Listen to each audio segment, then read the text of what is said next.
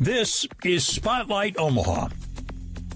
Spotlight Omaha is a local podcast that highlights local businesses and influential movers and shakers in the Omaha business community.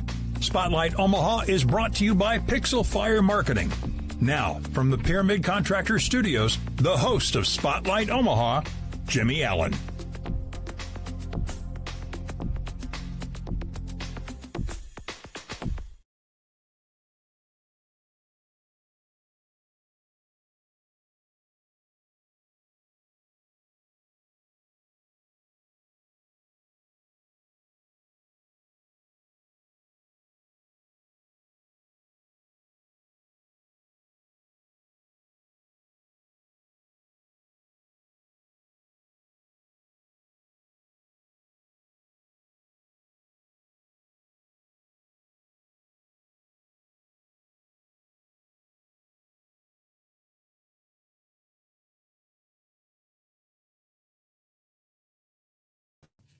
What happened? You're live now. Go ahead. Oh, okay. Thank you. Technical difficulties once again. Poor Kevin. You're never going to come back. Welcome to the Spotlight Omaha podcast. I'm your host for this podcast, Angela Cheney. Normally, Jimmy Allen is the host for this podcast. But welcome. We are here to take you into the city and introduce you to the local business owners, influential figures, and people making an impact in the community. We're brought to you by Pixel Fire Marketing, which is my company. We can help you with any of your digital marketing services, including websites, social media ads, Google ads, and jumping to the top of Google in your area. And you can contact us if you need any help with that. And we are in the Pyramid Roofing Studios here in the Pixel Fire Marketing offices. So thank you for joining us. And I would love to introduce my guest, Kevin Hensel with BetterCulture. Welcome, Kevin. Hello, Angela. It's great to see you again. It is great to see you. See, if we keep having technical difficulties, you get to keep coming back. That's right. You know? That's right. So, but that's not the best way to keep coming back. So, yes, anybody who tried to tune in, I don't remember, was it last Wednesday? Yeah, a week ago Wednesday, I guess. Yeah. We made several attempts, so you saw a black screen, and that was pretty much it. But we had a great time not figuring it out last week, but Jimmy's back this week and has helped us get all of our technical difficulties ironed out. I love it. Yes. I love it. So, Kevin, tell me a little bit about, first of all, just tell me about BetterCulture. Tell me what you do. You bet. So, BetterCulture, our mission is to make the world a better place to work. So we do leadership development and organizational culture, training and consulting. Okay. BetterCulture evolved out of a company called Mindset, which is founded by Dr. Kim Hogeveen, who was also the founding CEO of QLI, Quality Living Inc. Okay. Here in Omaha. I have heard of that. Yeah. I actually toured it at one point. So when Dr. Kim retired from QLI was known for just this absolutely incredible culture and named 5 times best place to work in Omaha. Finally, the chamber gave him an award and said, please quit competing. Kim is a man. He is. Okay. Yes. Okay. Yes. I was a little thrown. He is a man, Okay. right? And ironically, his wife's name is Lou. So Oh, it confuses look at that. the It heck out of people. It works.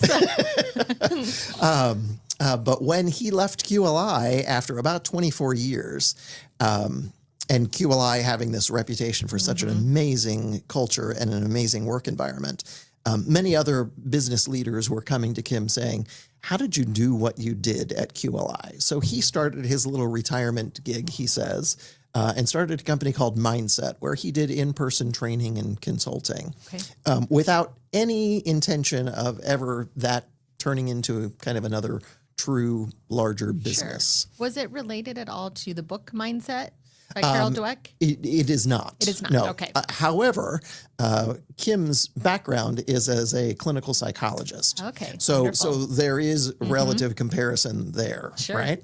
And so he jokes and says when he was the founding CEO of QLI that they picked the absolute right person, other than the fact that he knew nothing about business and he knew nothing about brain and spinal cord trauma rehabilitation. But what he knew was behavior. Yeah. Right. And Yep. so he said, we are going to attract and retain the top talent in the industry and create something amazing. Yep. And that's exactly what happened. Yep. And so, again, for several years following QLI, Kim was working with individual organizations in a traditional format of in-person training and consultation. And not because of, but coincidentally in 2020, not because of COVID, but he and his sons, Blake and Brett, who are also now part of the organization, Okay. Got some feedback from an incredible client that said, this is such amazing content, but your business model is horrific, Oh, right? okay. You are limited by your calendar and your ability to be in person. Sure.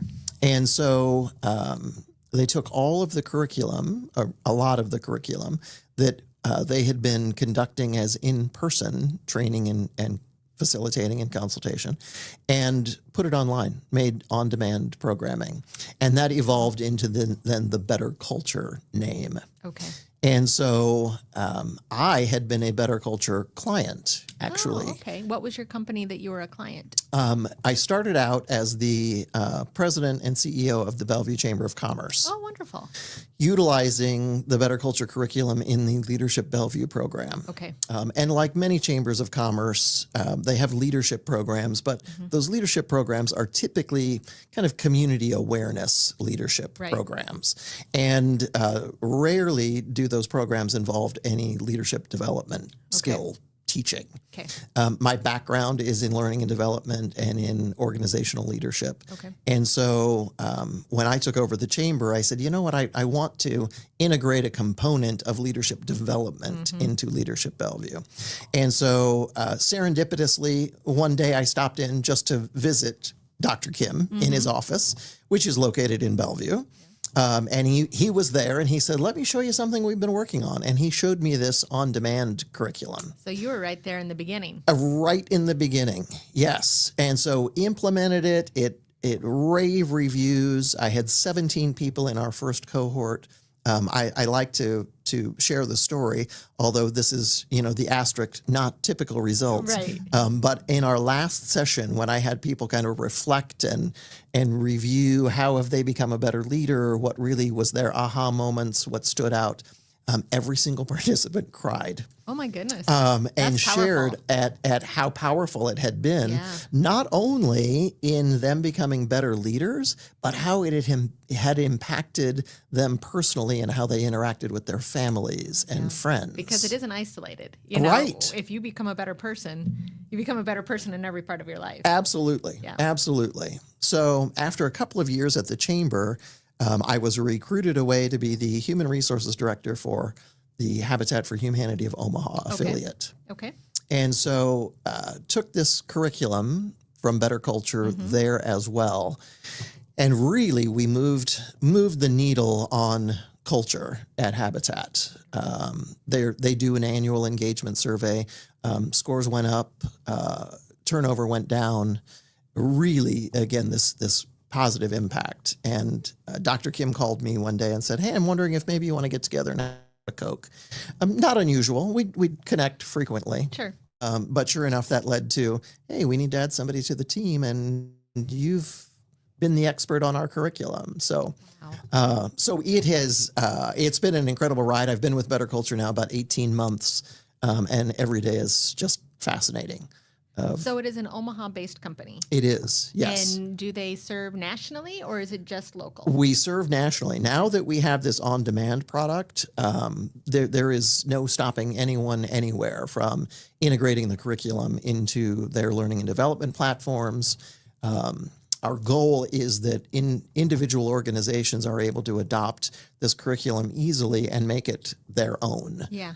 To be able to facilitate it themselves if they'd like. We're always happy to facilitate even if it's virtually.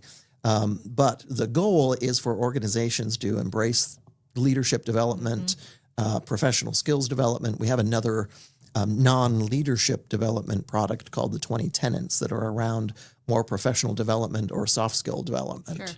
And the goal is for individual organizations to just embrace the curriculum and be able to utilize it the way that's best fit for them. Okay. Outside of the traditional, well, we need to bring everybody together and we need to have a training session and right. That still works. Right. Right. And me having an L&D background, I'm always in favor of in-person training. Right. But there are so many other options. And what's nice about both of these on-demand products, our Mindset Leadership Program, which is what it's called, and our 20 Tenets, is that the foundation is self-taught, if you will. So it's a series of videos in both products where, from a flipped classroom standpoint, we encourage individuals to watch the videos independently, but then come together in a group cohort setting and talk about right their ahas, challenges, obstacles, awareness, etc. So can you give me just an example of, I don't want you to give away the farm here, sure, but of one tip or one exercise or something, maybe one of your favorite things in the training, know, that our listeners could learn from? Absolutely. And it's called the 5 penny technique. Okay. So the other thing about this curriculum and it being developed by Dr. Kim and him being a psychologist and being all about behavior, this is leadership development skills of go and do this. There's a lot of conceptual and theoretical leadership development information out there that's absolutely phenomenal. Right. But the individual is left to, okay, what do I do with this, right? Dr. Kim is adamant of, no, go do this. So the 5 penny technique is just a wonderful way to remind yourself to catch people being good. And so it is just literally take 5 pennies or poker chips or whatever it happens to be, guitar picks, something, and put 5 of them in your left pocket in the morning.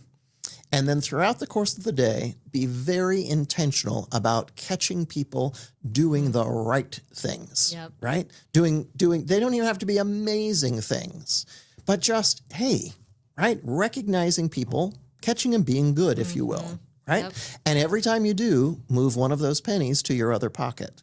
And the goal is at the end of the day, all 5 pennies or chips or whatever have been moved to your other pocket. It just helps the intentionality of the behavior until it becomes a habit. Right. And you could really use that with anything. I think I've heard of, maybe, I don't know if it was the same technique or similar, but you could use it with anything, give 5 compliments today. You could use it as a parenting. You could use it as as a spouse. I'm going to. Absolutely. Yeah. It doesn't have to be just in the office, which again, like we talked about before, if you get better in one part of your life, nobody's going to just, I can't apply that anywhere else. It's going to bleed into other parts of your life. You bet. So I love that. It's interesting. I was a national trainer for Boys Town for quite some time, right? And Boys Town's model is all around behavior. And I was fortunate to travel around the country and work with a lot of outside organizations who wanted to adopt the Boys Town model into their programming. And I had an individual in Wyoming, actually, a parent in Wyoming. I was doing a community training, and I had a parent in Wyoming say, what do I do? Every night at dinner, my 3-year-old spills her milk, right? Eventually, she always ends up spilling her milk. The thought process was, right, how do I get her from spilling her milk? Well, you recognize prior to her spilling it, what a wonderful job she's doing being careful.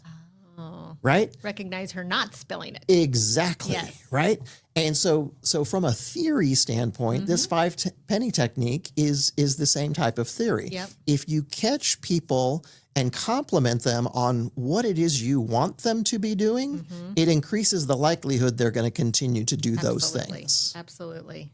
Shine a light on what's good. Absolutely. And it will increase. Yeah. Yep. And I'm preaching to the choir, talking to you and everybody else out who's listening, right? As a society, unfortunately, it's the glaring things that are wrong that get our attention.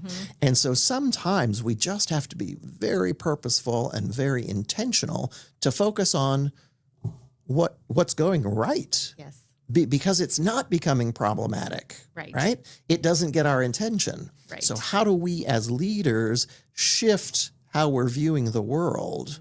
Right? Not that we don't have to recognize and address those things that are going wrong. but they're always going to be there. Yes. Right? Yes. I used to say to folks that I led, I would thank them now and again for just coming to work. Yeah. And Because not everyone does. right. Yeah. And peers would say to me, "Are you kidding me? You're thanking them for being here?" I'm like, "Do you know how problematic it is when they're not? Mm-hmm. I want them to recognize how glad I am that they're here." Yes. And sometimes you do. You have to recognize just the most basic of things Yes. to get it going. Right? And yeah, that's a huge spout. I have a degree in psychology. Oh, And so, psychology is a huge thing to me, and I'm constantly learning and growing, Right. personally. And that's a huge thing in marriage is, and it's funny when I talk to like my divorced friends or so, I'll be like, "Oh, Todd took the trash I've been trying to get him to take out from here to there." And I had to tell him, what a great job that he did doing that. And it's like, "Are you kidding me? He's not done what you want him to do for, however many months." I'm like, "That's not the way it works." Right. Telling him to do it and getting mad about him not doing it didn't work. It's starting to work a little bit. right. And that's progress. That's progress, It's right? progress. It's shaping that behavior and over time, Yes. ultimately getting exactly what you're Yes, wanting, yes. right? I'm a big fan of the whatever works Yeah. concept. It's like you can keep saying, well, in a perfect world, this would work. But if it keeps not working, who becomes the silly one who keeps trying it? Exactly. Yeah. Exactly, right? Do what And as leaders in the workplace, our job is to get things done with and through others. Yes. And so it's being able to modify your own behavior as a leader to accomplish what it is that you're looking to accomplish through others. Right. You can't And that ask is somebody not- to come to a level you're not at. Right. Yeah. And how you interact as a leader with each individual has to be individualized. Right? Yes. That one size does not at all fit all. The platinum rule. Yes. Treat others as they want to be treated, not how you want to be treated. Bingo. Yes. Bingo. Yep, we're probably going to be here a lot longer than half an hour because we're getting into psychology. But Spotlight Omaha podcast, I'm Angela Cheney, your guest host for today, and we are in the Pyramid Roofing Studios here at the Pixel Fire Marketing Office. And I am talking with Kevin Hensel of BetterCulture, which is fascinating. And I could go on forever about psychological concepts, so I'll have to stop myself now. And let's change the focus a little bit. Sure. I'd love to hear more about your family and what you like to do when you're not making the world a better place to work. You bet. So I almost born and raised in Omaha, Okay. in the area. Ended up in the area because my dad was in the Air Force. Okay. And got stationed at Offutt. And much like many know the phrase that once you get off it, you never get off it. I've actually never heard You've that. never heard that, yeah. I did not grow up in Omaha. Well, there are some very specialized assignments Okay. at Offutt, and Okay. so typically individuals who are in many of those roles, there are very few bases that do what these individuals Okay. do. It's kind of funny because my dad was in intelligence, and so I never knew what he actually did. He couldn't tell you. He probably. couldn't tell me, Yeah. right? And to this day, my daughter thinks he was some kind of spy. secret agent. Yeah. It's fun to think about. Yeah. Tell him not to tell you otherwise. Right, 'Cause that's right. just fun. So anyway, we moved to the Omaha area when I was 2, and he was stationed off at 16 out of his 20 years. So this Okay. became home. Wonderful. And much like many in my mid-20s, I decided I gotta get out of outta Omaha. here. Yeah. Right, I gotta spread my wings and try something different. And so I moved to Dallas, where I had some family and several friends who had moved to Dallas, Okay. and was there for a couple of years. Transferred with the company that I worked for there to LA for a year. Oh, okay. Lived beautiful downtown Pasadena, right, basically right on the Rose Parade route. Beautiful. And after a year in LA, I went, okay, I think I've got that out of my system. I'm done now. All of my family's still back in Omaha, so I moved back, and literally the day that I moved back, I met my wife. I called a buddy of mine and said, I'm back in town. Let's go out for a drink. Mm-hmm. And he brought the gal that he was dating, and she brought her friend, and there it went. there it went. Wow. Yeah. So 35 years later, we're still together. Wonderful. Yeah. Wonderful. And what does your wife do? So my wife is retired public school teacher. Okay. She taught middle school math for more years than she would like me to share. Yes. I say that is the success to our marriage, is that she had such expertise in dealing with middle schoolers that she was able to deal with me. Talk about ways to get motivation, right? In psychology. Yeah. Yes. I can't even imagine the things she's used on me that I am not aware of. Yep, and you probably don't want to know. Yeah.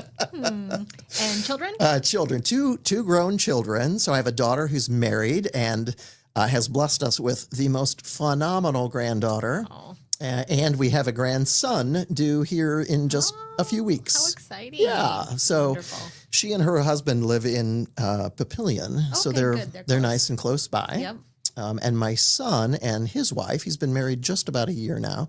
They live in the Virginia side of the D.C. area. Oh, okay.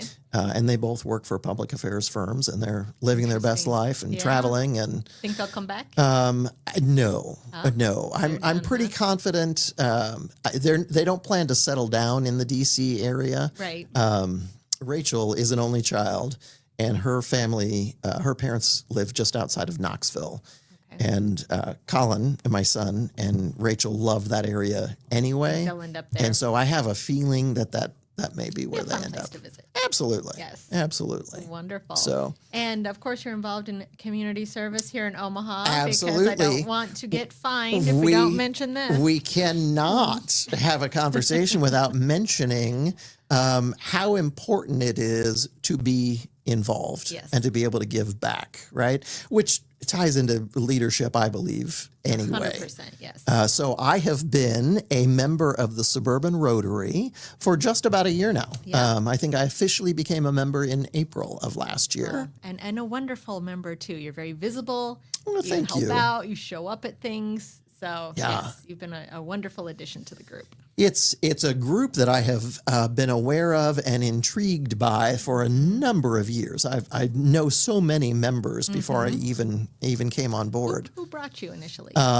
Initially, I think it was Becky Vinton may have brought me initially, but I've known John Hoytch forever. Right.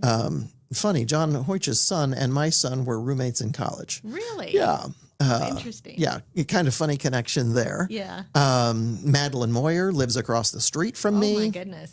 Tom Kerfoot and I were in the same networking group for ages. Okay. So anyway, it is that Omaha small, big city, small town Yes. kind of connections.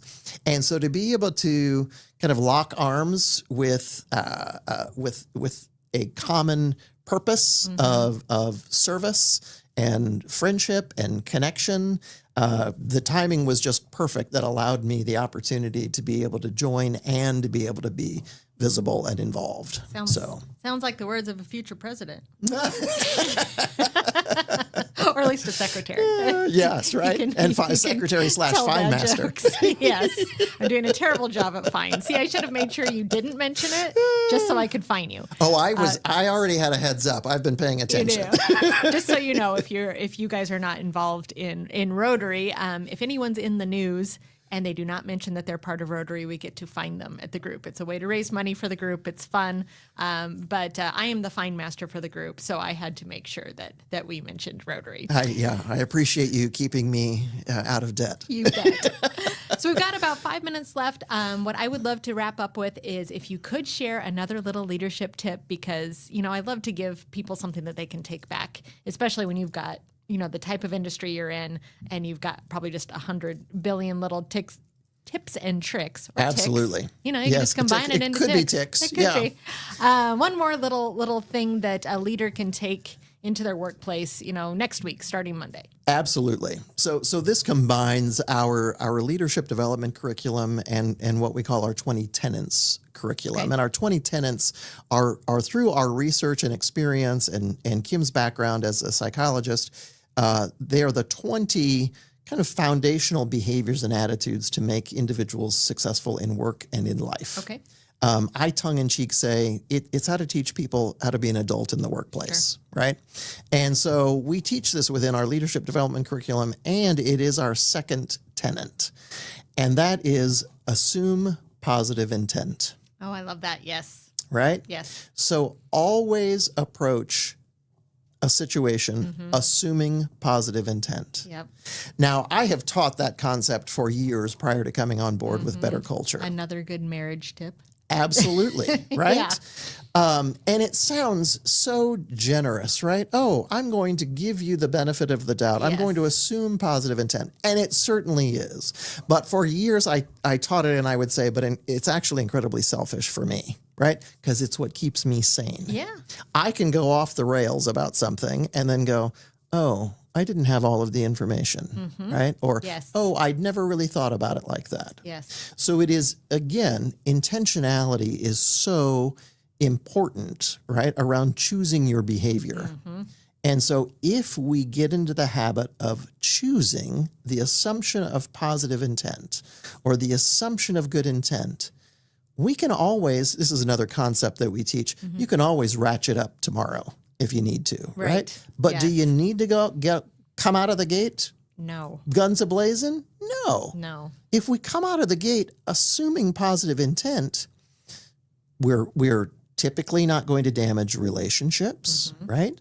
We're going to be able to have a much more transparent conversation. We're going to be able to identify the information we need in order to be able to move forward productively, efficiently, positively, right? Versus setting people on guard by not coming out of the gate assuming positive intent. So let's just role play real quick and put that into action just because I want people to see what that would look like. Sure. Okay, you are my superior. I was supposed to get a project done on Friday. It is now Monday, and you found out I did not get it done. How would you approach this conversation using that tenet? You bet, right? So, first of all, just in my own mind, I would probably start from a place of concern, right? What's the pattern of behavior? Is this customary, right? Sure. Angela's always running behind, or is this a very unusual situation, right? So it's first evaluating where are we in the pattern of behaviors of the past, right? And approaching from there of assuming positive intent that something obviously must have happened that kept you from meeting a deadline that you've committed to, right? Without communicating an alteration to the deadline. Right. So it's absolutely calling you in and having a conversation by saying, Angela, right? We had agreed that by end of day Friday last week, this was going to be accomplished. What has kept you from meeting this deadline? Right. And opening up that conversation, but creating a space rather than me coming out with the whip, right, and ratcheting up. Right. Right. Let's create the space that allows you to be honest and transparent versus defensive, right, and fearful. Now, we may get to a point of, well, you just kind of blew it off, right? Yeah. Or we may get to a point where we recognize that you had a family emergency. Right. Right? Or there's been too much on my plate, or, exactly 100 different right? reasons. Yeah. And if it's too much on your plate, well, then we need to have a conversation around how do you communicate that you're underwater, right? And that you need help. But again, creating that environment where it's safe to say, I do need help. Right. And that isn't a poor reflection on your abilities. Right. So it becomes, assuming positive intent is the starting place, but it becomes a much more complex picture based on what's Angela's track record, what's the status of our relationship, right? Right. Where's the level of trust? Right. Very so. nice. Love it. Love it. So Spotlight Omaha podcast, I've been here with my guest, Kevin Hensel with BetterCulture, and we will have contact information for him once the podcast is edited by Jimmy. I don't have to do that. So glad good. he's here. You saw my technical abilities. You don't want that happening. But we're here at the Pyramid Roofing Studios at Pixel Fire Marketing. Thank you so much for joining us today, both our viewers and you, Kevin. I really appreciate you coming back, and it has been wonderful talking to you. Thanks, Angela. Absolutely. Yeah. Thanks again for watching, and Jimmy will be back on Monday with another Spotlight Omaha podcast.